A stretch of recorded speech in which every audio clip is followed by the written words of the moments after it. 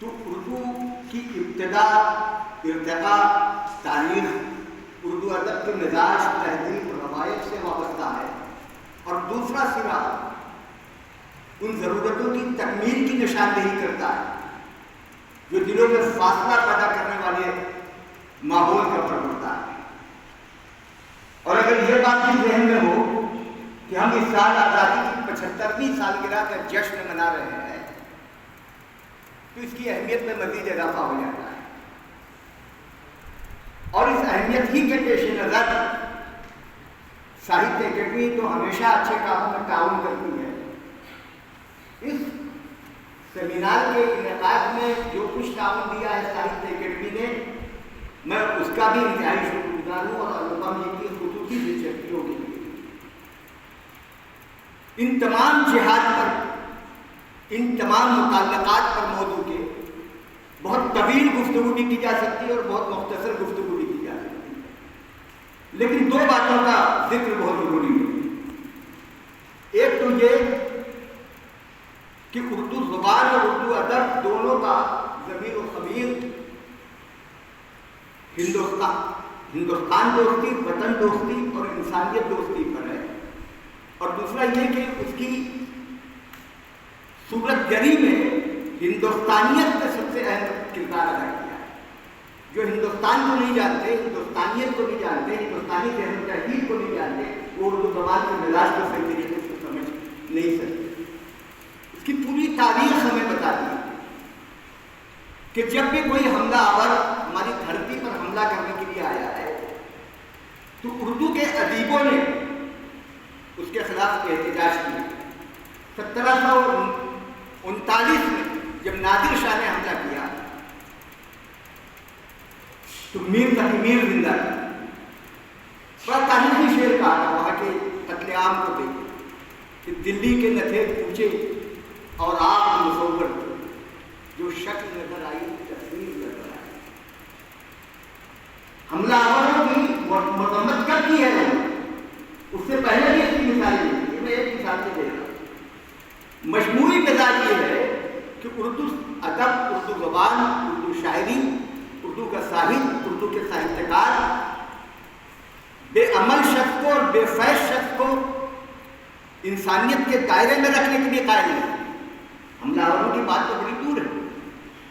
جگر نے کہا تھا کہ خلوص شوق، نہ جوش عمل، نہ درد وطن، یہ زندگی ہے خدایا کہ زندگی کا کفن، اس کو زندہ انسانوں میں شمار کرنے کے لیے تیار ہے۔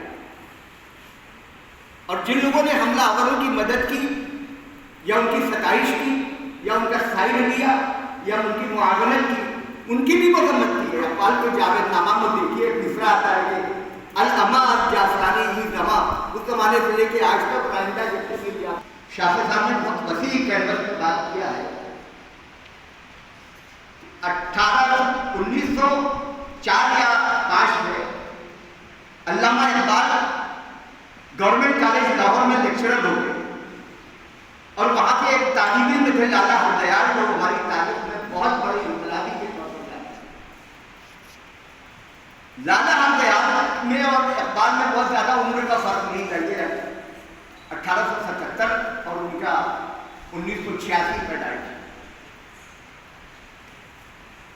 لالا ہردیال ممبر تھے YMCA، یہ YMCA young man Christian association, کسی بات پر اس کے سیکرٹری سے ان کی انبن ہو گئی۔ انہوں نے اس کے پیرالل متبادی ایک دوسری انجمن بنانے کا فیصلہ کیا، ینگ مین انڈین ایسوسیشن۔ نام سے ہی آپ اندازہ کر سکتے ہیں کہ اختلاف کس بنیاد پر ہوا ہوگا اور لالا ہردیال کیا کرنا چاہتے ہیں۔ اسی دن جس دن اس کا افتتاحی اجلاس ہونے والا تھا، لالا ہردیال آئے علامہ اقبال کے پاس، اقبال سے کہا آپ اس میں شریک ہوئیے، اس کا افتتاحی صدارت آپ کی تھی۔ اسی دن مگر اقبال نے اسے قبول کیا، اور اقبال جب وہاں گئے صدارت کی، لیکن صدارتی خطبہ نہیں دیا بلکہ چند مصرے یا چند شعر لکھ کر گئے تھے، سارے جہاں سے اچھا ہندوستان ہمارا، یہ ہے اس کا بیک گراؤنڈ، اس کا پس منظر جس میں یہ گیت کہا ہے۔ اس کو مقبول ہونا ہی ہے، ہندوستان کی روح سمائی ہوئی ہے اس نغمے میں، اور شاید یہی وجہ ہے کہ گاندھی جی کہتے تھے میں تو جیل میں سن کر اور باہر सुन कर रोया करता है। जब हमारा पहला खराबात फिजाओं में गया और मिसेस इंदिरा गांधी ने उनसे पूछा कि वहाँ से हिंदुस्तान कैसा लगता है, तो उन्होंने कुछ इधर उधर की बात नहीं की, कोई मिसरा नहीं पढ़ा, कोई दूसरा शेर नहीं पढ़ा, क्या सारे जहाँ से अच्छा हिंदुस्तान। ये मानवीयत है, ये अहमियत है, ये हिंदुस्तानियत से ताल्लुक है हमारे शायरों का और हमारी शायरी का और हमारे अदब का। मिसालें हम नस्ल से भी दे सकते हैं, नस्ल से भी दे सकते हैं, नस्ल की तमाम असनाफ से दे सकते हैं। याद रखना गज़ल के शेरों को याद ज़्यादा आसान होता है, इसलिए मैं चंद गज़ल के शेरों पे इक्तफा करूँ। गज़ल की एक अहमियत ये है कि ये शोला और शबनम को बैक़वत लफ्ज़ों में पिरो देने का नाम है, उसमें अहमियत रखती है, खासियत है। ये बैक़वत कई जिहाद में बात करने का फन जाने। इसका सबसे बड़ी खूबी ये है कि गज़ल में जो अल्फाज इस्तेमाल किए जाते हैं उनकी मानवी तौसीक़ का अमल जारी रहेगा बहुत। इसलिए कौमी रहनुमा के तसव्वुफ़ के लिए हमारे यहाँ बागमा है, सयाद है, कफ़स है, बुलबुल है, ये सारे अल्फाज को नई नई चेहरों से मुशर्रफ किया हमारे नाक़िदीन। तो इसी तरह से ये कौमी रहनुमा पर भी उर्दू में लिखा गया है या लिखा जाता रहा है, उस पर आप गौर करें तो इसमें वो तमाम शख्सियात हमारी शामिल हैं जिन्होंने जो जेल भेजे गए थे, जिन्होंने बेड़ियाँ पहनी थी, जिन पर लाठियाँ बरती थी, जिन पर गोलियाँ चली थी। इसमें लोकमान्य तिलक भी हैं, गोखले जी भी हैं, महात्मा गांधी भी हैं, पंडित जवाहरलाल नेहरू भी हैं, नेताजी सुभाष चंद्र बोस भी हैं, मौलाना अबुल कलाम आज़ाद भी हैं और हज़ारों आदमी। लेकिन कौमी रहनुमाओं में वो तमाम हज़रात शामिल हैं जिन्होंने तालीम के जदीद तर तस्वुर को उसका रहमागिरी अदा करके इस तरह पेश किया था कि पूरी हिंदुस्तानियत उसमें समा जाए। इसलिए कौमी रहनुमा में पंडित मदन मोहन मालवीय भी शामिल है, सर सैयद अहमद खान भी शामिल है और मोहम्मद अली जौहर भी शामिल है। वो तमाम शख्सियात इसमें शामिल है जो एग्रीकल्चरल रिसर्च या एटमिक रिसर्च में कारनामे अंजाम दिए, हिंदुस्तान को खुद कफील बनाने की, जिन्होंने भारी सनतों, छोटी सनतों, देही सनतों और घरेलू सनतों में हिंदुस्तान को मुस्तहकम करने की कोशिश की, जिन्होंने मजहब का एक ऐसा तस्वुर दिया जो एक कंस्ट्रक्टिव फोर्स बनकर मुल्क की और जदीद हिंदुस्तान की तामीर का जरिया बने। ये महज इत्तफाक नहीं है कि अब्बाल के पहले ही दौर के कलाम में स्वामी रामतीरथ पर एक मुकम्मल नज़्म मिली जो बहुत बड़े फिलासफर थे, जो बहुत बड़े फिलासफर थे और बहुत बड़े वेदांती थे। ये तमाम हमारे सामने मिसालें हैं और इन मिसालों को सामने रखते हुए घंटों गुफ्तगू की जाती है। एक बात और मैं ये अर्ज कर दूँ कि हमारे बेशतर कौमी रहनुमा जो उस ज़माने के थे जिन्होंने आज़ादी की लड़ाई लड़ी वो उर्दू जानते थे। लेकिन हम जब कौमी रहनुमा की बात करते हैं तो हमारे जहन में वो रहनुमा भी होते हैं जो उर्दू जानते थे और वो रहनुमा भी होते हैं जो किसी वजह से उर्दू नहीं जानते थे। लेकिन उर्दू जो है, उर्दू जानने वाले और उर्दू न जानने वाले में कोई फ़र्क नहीं करती। ये सारे कौमी रहनुमाओं को अपने दामन में पनाह दिए और उनका एहतराम करना चाहिए, ये इसका इम्तिहान है। और कितने रहनुमाओं को तो मुतारिफ कराने का काम उर्दू ने किया। जैसे हमारे लोकमान्य तिलक बहुत बड़े कौमी रहनुमा, बहुत बड़े आज़ादी के रहनुमा, जन्मसिद्ध अधिकार है स्वतंत्रता, सबसे बड़े नारा उन्होंने दिया। उनकी किताब गीता रहस्य बहुत मशहूर है। ये पूरे हिंदुस्तान में मशहूर ही ना होते अगर उर्दू मुअल्ला में उनके लिए मुसलसल ना लिखा जाए। ये हज़रत मानी जो अभिवेदियन थे उन्होंने लिखा और उनके कलाम में वो मोहब्बत के शायर हैं, गज़ल के शायर हज़रत महानी। लेकिन उनको मोहब्बत करते करते याद आता है कि नहीं हमारा वतन गुलाम है, हमारी धरती पर बिल्कुल का पर्दा है, तो वो वहीं पे बिल्कुल अलर्ट हो जाए और फिर मोहब्बत के बजाय आज़ादी के गीत गाने लगे। जैसे उनकी एक गज़ल है जिसका मतला देखिए और मक्ता देखिए, इस फर्क को आप महसूस कर सकते हैं। जैसे एक शख्स तड़प हो जाता है, उसको याद दहानी हो जाती है। मतला कहते हैं कि दिल को तेरी दुश्मनीदा नजर लेके गई है, अब ये नहीं मालूम किधर लेके गई है। ये हसरत कर रहा है, उस हसरत का छुटके छुटके रात आंसू बहाना यार। لیکن اسی غزل کا مقطع میں جب وہ آتے ہیں تو حسرت ہی کہتے ہیں کہ مغموم نہ ہو خاطر حسرت کہ تلک کا پیغام وفا باتیں صحت لے کے کہ جو ہمارے غلامی کے دن ہیں، غلامی کے خلاف ہم جو تحریک چلا رہے ہیں، ہماری آزمائشوں کے دن ہیں، مصیبتوں کے دن ہیں، یہ ختم ہونے والے ہیں کہ لوکمانیہ تلک اور ہماری قیادت کرنے والے ہیں، وہ ہم ان کے پیچھے چلنے والے ہیں، ان کی قیادت میں متحدہ ہندوستان کے لیے جب ہم جدوجہد ایجاد کریں گے تو آزادی ہمارا مقدر اور نصیب بن جائے گی۔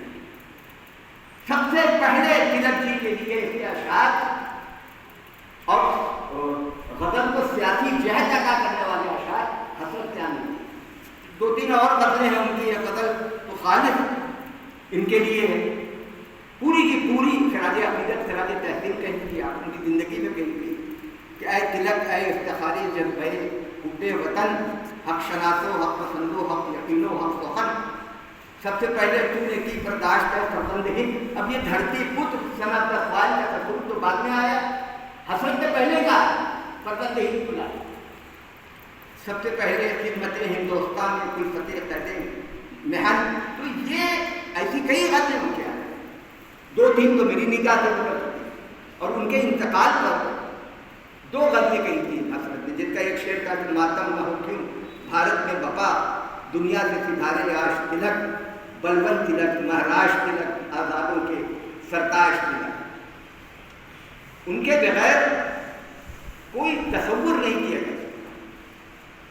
اب تلک جی کتنی اردو جانتے تھے یا نہیں جانتے تھے اس پہ ہمیں بحث ہی نہیں کرنا، لیکن اردو ادب کی سیاسی جہدوں کو بالامال کرنے والوں میں ایک بہت اہم نام جو ہے، اگر حسرت کا ہے تو لوکمانیہ تلک کا ہے۔ اس کے بعد دوسرے ہمارے رہنما ہیں، کتنی نظم کی گئی ہے، گاندھی جی پر تو اتنی نظم کی گئی ہے، اتنے اشعار کہہ گئے کہ سب کا شمار بھی نہیں کیا جاتا۔ تو قومی شاعری پر پورا 2 جلدوں میں جامع اختر نے کلیکشن بھی کیا ہے۔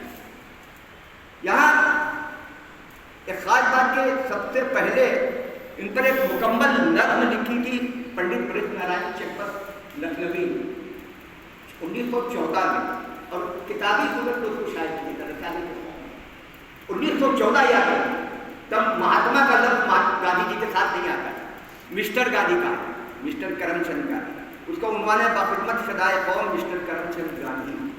کہتے ہیں نثار ہے جو یہ شاعر تیرے ترینے پر کیا ہے نام تیرا نقش اس نگینے پر، اس نگینے 1914 میں پنڈت برج نارائن چکبر گاندھی جی کے شعر کیا۔ وقت گزرتا رہتا ہے، بہت سی نظمیں کہی گئی ہیں، بہت سی مثالیں دی جا سکتی ہیں۔